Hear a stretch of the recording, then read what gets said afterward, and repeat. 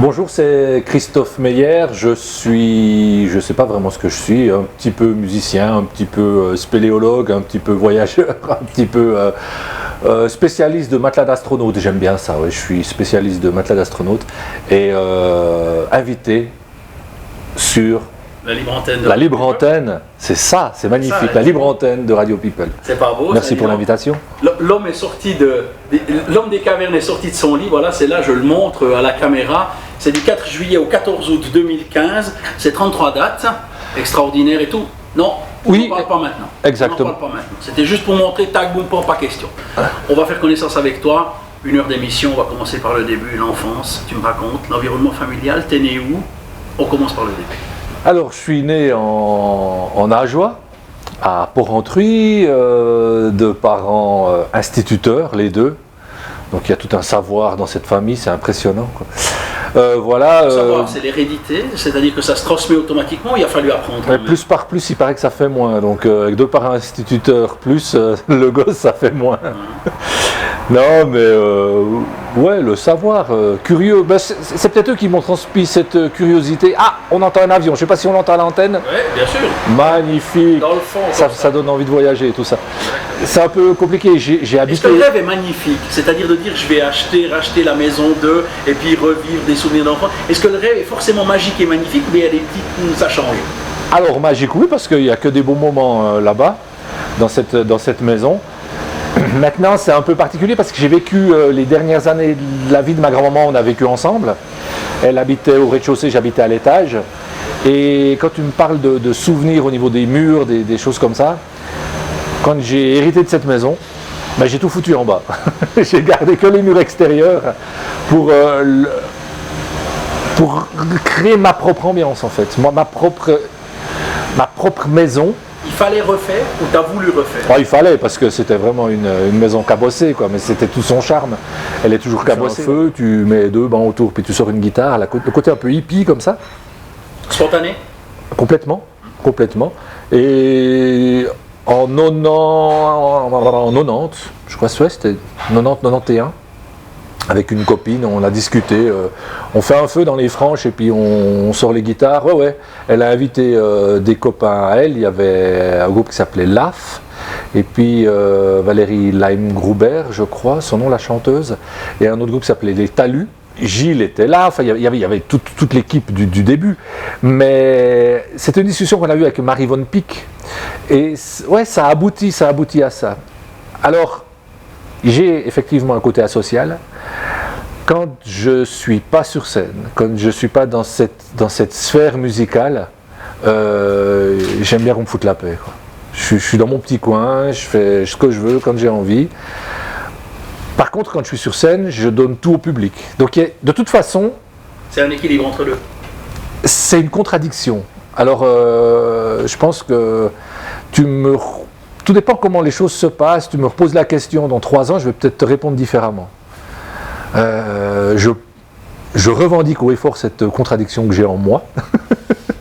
Alors, asocial d'un côté, oui. Wow, j'ai envie de faire autre chose, quoi, que d'apprendre des trucs qui ne m'intéressaient pas. Et c'est vrai qu'adulte, je fonctionne un petit peu la même chose aussi. Mais quand t'es gosse, qu'est-ce que c'est? Pourquoi? C'était une histoire de révolte? Non, je pense pas. C'était un désintérêt. Ils avaient un œil particulier sur toi quand même, les 2 enseignants avec leur fils, voilà, on a un œil quand même un peu supplémentaire, on va dire, que les parents standards qui disent ouais, faites ton mieux. Alors, j'ai eu, je dis ça entre guillemets, la chance que mes parents divorcent. C'était... Alors à l'époque... Tu m'expliqueras la chance que tes parents divorcent. Voilà. Ben, j'ai eu cette chance-là parce qu'ils avaient leurs propres soucis. Et pas qu'ils se sont intéressés de leurs enfants, de mon frère et de moi du tout, mais ils avaient leurs propres problèmes, leurs propres soucis à gérer, et ce qui me laissait beaucoup de liberté, et j'en ai profité. J'ai dit papa il dit oui quand maman disait non, et puis à l'inverse, donc je jouais là-dessus, bien évidemment. Ce qui fait que j'ai pas fait ma dernière année d'école. La libre antenne de Radio People avec Christophe Meyer, un autre ami, Christophe Meyer, l'ami de tous les Jurassiens, puisqu'évidemment il aime le Jura, il le chante et tout. Le spectacle s'appelle L'Homme des Cavernes est sorti de son lit du 4 juillet au 14 août 2015, un spectacle extraordinaire parce que évidemment comme mon invité aujourd'hui complètement particulier. C'est beau. Je vais traduire puisqu'on est à la radio, il y a une espèce de moustache un peu, heureusement qu'on filme, comme ça on peut voir. Toutes les informations sont sur le site internet www.cmeyer,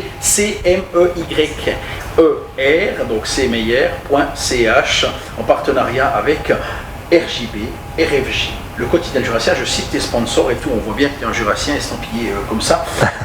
Toi, tu as fait de la radio, tu as fait beaucoup de choses, mais finalement tu es toujours dans ce monde de la musique, de l'animation, du micro, des choses comme ça et tout. C'est quelque chose, et toi, c'était une vocation, c'était un destin, ça devait être comme ça ne pouvait pas être autrement. Ça n'a pas été réfléchi. Quand je faisais de la musique, eh bien, on m'invitait pour des interviews. Et puis quand j'ai arrêté la musique, voilà, bon, je suis parti travailler à l'étranger comme plongeur. Puis à un moment donné, j'ai eu envie de revenir dans le Jura, puis je fais quoi? Donc d'avoir un petit peu côtoyé les médias, c'est vrai que ça m'a toujours un peu intéressé.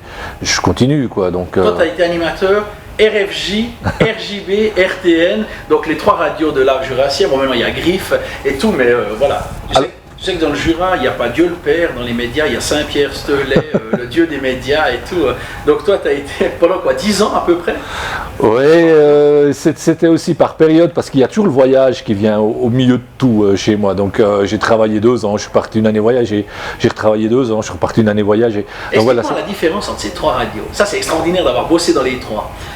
Alors, la mentalité, l'état d'esprit. Il faut savoir que RFJ est à Delémont, RJB est à Tavannes et puis RTN est à Neuchâtel. Donc c'est quand même des mentalités un peu différentes. Alors, pour RTN, c'est là que je peux le moins en parler, parce qu'en fait, quand j'étais il y avait une émission, je faisais les ultra-matinales. Je commençais à 5h30 le matin. C'est une émission avant les matinales qui était diffusée sur les 3 antennes. Mais ça se faisait depuis Delémont, depuis RFJ en fait, depuis le studio là-bas. Donc les locaux et les collègues de RTN, je les ai côtoyés aux assemblées, aux réunions, ce genre de choses. Aux apéros. Ouais. Appelons un chat, aux apéros, aux noces. Et en fait, les locaux, j'ai jamais travaillé dans les locaux de RTN. Et j'ai joué au Vatican. Je suis le premier musicien rock a fait un concert au Vatican et c'était extrêmement drôle parce que c'était les gardes du pape qui m'ont invité d'ailleurs, c'était ça qui était excellent. Et ils ont des nonnes, des polonaises qui s'occupent de, peut-être pas du ménage, mais en tout cas de la nourriture, et elles dansaient, c'était juste exceptionnel. Comment ça